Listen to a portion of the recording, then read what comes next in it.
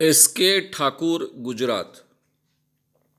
इनका सवाल ऐसा है कि धार्मिक जो भी उत्सव होते हैं उनके नाम पर जो पैसे मांगे जाते हैं उस समय हम क्या करें, उससे छुटकारा कैसे पाए। इस सवाल का जवाब देना बड़ा मुश्किल है, क्योंकि आप क्या कर पाएंगे, क्या नहीं कर पाएंगे, आपकी स्थिति क्या है, इस पर काफी चीजें डिपेंडेंट होती है। मेरे जीवन का एक नियम है, जिन चीजों का मुझे विश्वास नहीं है या फिर जो चीजें मुझे निरर्थक लगती है, वैसी चीजें मैं अपने जीवन में करता नहीं हूं और उसको प्रोत्साहन भी नहीं देता हूं। लेकिन मैं इसी समाज में रहता हूं। जहां तक मैं नागपुर में रहता था तब तक तो कोई सवाल नहीं था कि कोई आकर मुझे किसी धार्मिक उत्सव के लिए पैसे मांगे।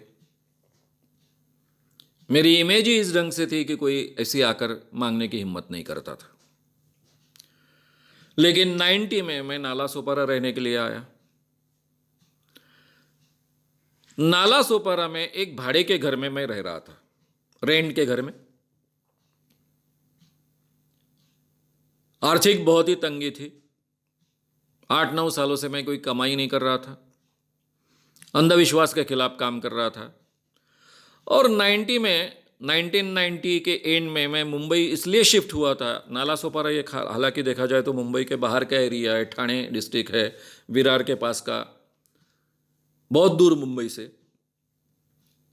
लेकिन मुंबई में मैं पर्सनालिटी डेवलपमेंट के क्लासेस का व्यवसाय करना चाहता था, इसलिए मुंबई आया था।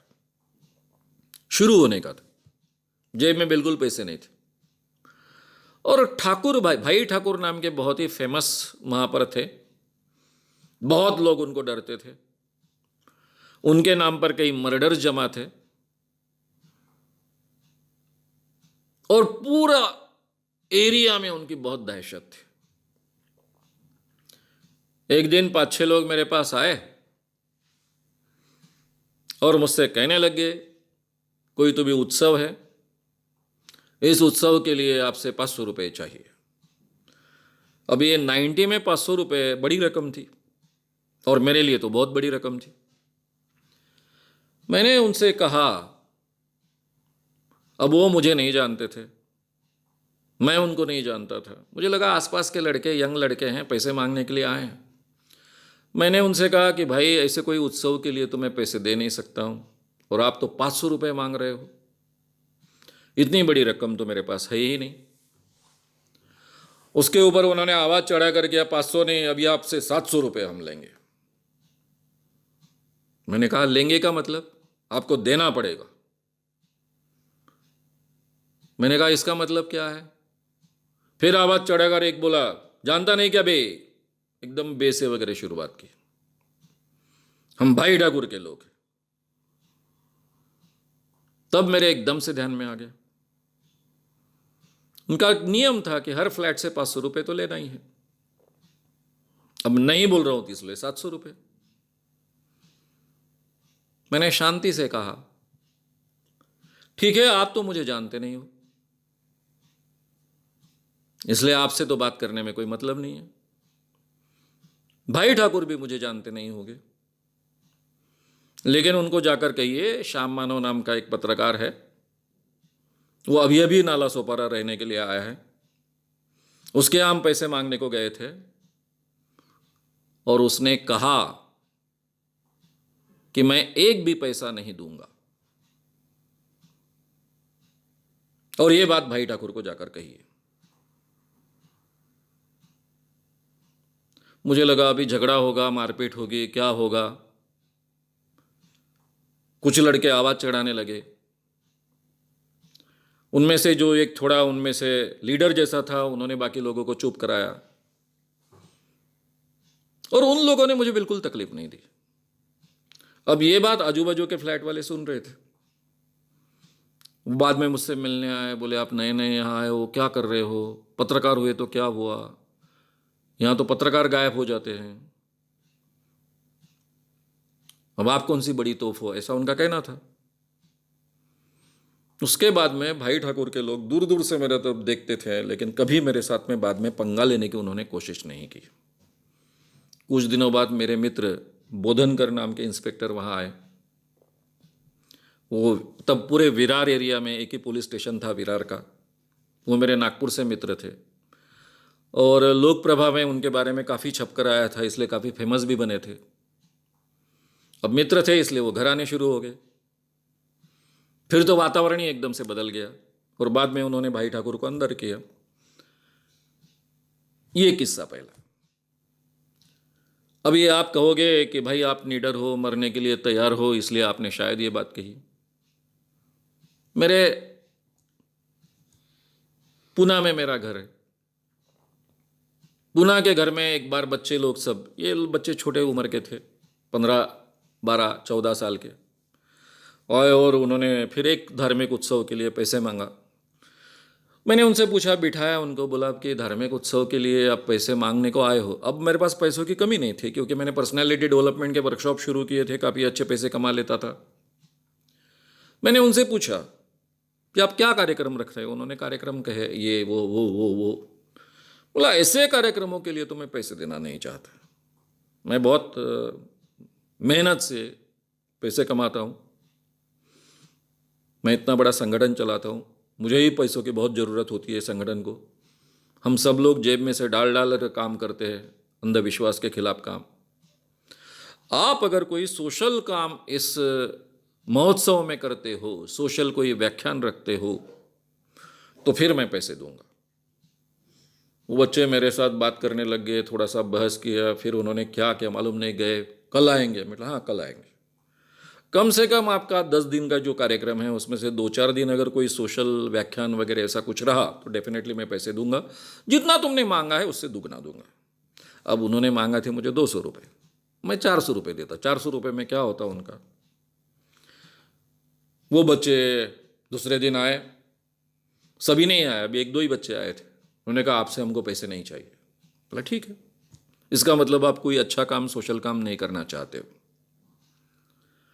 मैं मेरे बिल्डिंग में ना अपना विनय अपार्टमेंट से है बोरीवली में, वहाँ रहता हूँ, 25 साल हो गए। वहाँ भी सांस्कृतिक कार्यक्रम बहुत चलते हैं। बहुत पहले शुरुआत में एक बार वे लोग मेरे पास आए, अब मेरा नाम तो काफ़ी फेमस था।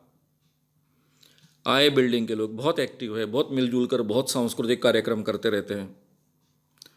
उन्होंने मुझे डिमांड किया। पहले तो उन्होंने कहा कि आप ऐसा कीजिए कि हम एक प्रोग्राम में आपका भाषण रखते हैं। बोला कौन सा प्रोग्राम में। एक सत्यनारायण की महापूजा रखी है तो उसमें आकर आप भाषण दीजिए। मतलब मेरा विषय क्या है आपको पता है, मैं जहाँ रहता हूँ वहाँ के लोगों को मैं दुखाना नहीं चाहता हूँ।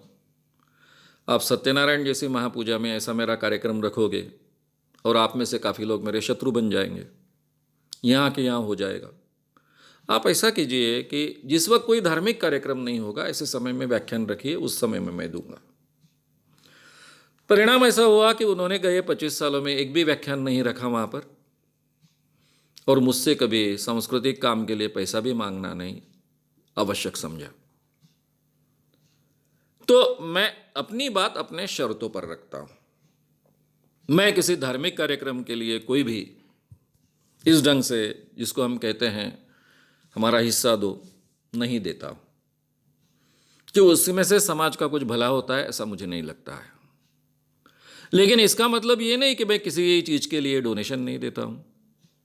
मेरी जो भी थोड़ी बहुत क्षमता है उसके आधार पर अगर कोई काम मुझे अच्छा लगे, हालांकि मेरा ही काम इतना बड़ा है, उसके लिए हमेशा पैसों की किल्लत होती है, इसके बावजूद थोड़ा मोटा कभी कभी मैंने डोनेशन दिए हैं, नहीं दिए ऐसे नहीं है। मुझे जो मान्य है, मुझे जिसका समर्थन करना चाहिए ऐसा लगता है, जिसको मैंने सपोर्ट करना चाहिए ऐसा मुझे लगता है, ऐसे चीज़ों के लिए अगर हम कुछ अपना योगदान देते हैं तो हमने देना चाहिए। अगर आपको लगता है कि मैंने नहीं देना चाहिए, देना योग्य नहीं है, इससे मैं गलत चीज़ों को बढ़ावा दे रहा हूं, तो वहाँ अपने आप को हमने रोकना भी चाहिए। अब उसके लिए आपको उस एरिया में क्या सहन करना पड़ेगा, उसके क्या परिणाम होंगे, उतना सहन करना इतनी छोटी चीज़ के लिए आवश्यक है कि उसके बजाय 400-500 रुपये देकर छुटकारा पा ले, ये आपको तय करना है। मेरे जीवन में ये तय किया। मेरे एक बहुत ही बड़ा मित्र हैं, हालांकि उनके पिताजी महाराष्ट्र के बहुत बड़े साहित्यिक थे, साहित्यिक सम्मेलन के अध्यक्ष रह चुके हैं, कई सांस्कृतिक ऑर्गेनाइजेशन के बड़े पदों पर रहे हैं। उनका बेटा बहुत बड़ा बिल्डर है। जब भी मैं भ्रष्टाचार की बात करता हूँ और मैं कहता हूँ कि मेरे जीवन में मैंने कभी भ्रष्टाचार न करते हुए मैं जिया हूँ, मैंने व्यवसाय भी किया तब भी कोई भ्रष्टाचार नहीं किया, तो वो कहते हैं कि तुम श्याम मानव हो इसलिए तुम्हें संभव है। उन्होंने मुझसे सवाल पूछा था कि आपने कार ली बम्बई में, तो आपको कोई डिमांड नहीं किया? क्योंकि बम्बई में ये प्रथा थी, जब भी कोई कार लेता था तो कुछ हिस्सा कुछ लोगों को देना पड़ता था। मैंने बोला आज तक तो मेरे पास कभी डिमांड नहीं आई, और आती तो मैं देता नहीं। तो वो इतना ही कहते हैं कि आप श्याम मानव हो इसलिए आपको भ्रष्टाचार नहीं करना पड़ता है। अगर वो आप श्याम मानव नहीं होते तो फिर आपको पता चलता। ये कौन कहता है? कि जिसके पिताजी को मुख्यमंत्री से, जो भी महाराष्ट्र के जितने भी मुख्यमंत्री हुए वो सब जानते हैं, पर्सनली जानते हैं। इतने बड़े व्यक्ति का इतना बड़ा बिल्डर बेटा मुझसे कहता है कि मानव जी आपको ये समझ में नहीं आएगा बातें। तो इसलिए मैंने ये सवाल का जवाब देते हुए ऐसा कहा कि ये निर्णय आपको लेना है। मैं आपकी जगह होता तो मुझे जो चीज़ पसंद नहीं उसको मैं कभी भी पैसे नहीं देता। लोगों में ये अवेयरनेस फैलाने में हमारी मदद करें, वीडियो को ज़रूर शेयर भी करें। तो हमारे YouTube चैनल श्याम मानव को विज़िट करें। ऐसे सारे वीडियोस का आनंद लेने के लिए हमारे चैनल को सब्सक्राइब करें। उसके लिए सब्सक्राइब बटन दबाएं। नए वीडियोस का नोटिफिकेशन पाने के लिए बेल आइकन दबाएं।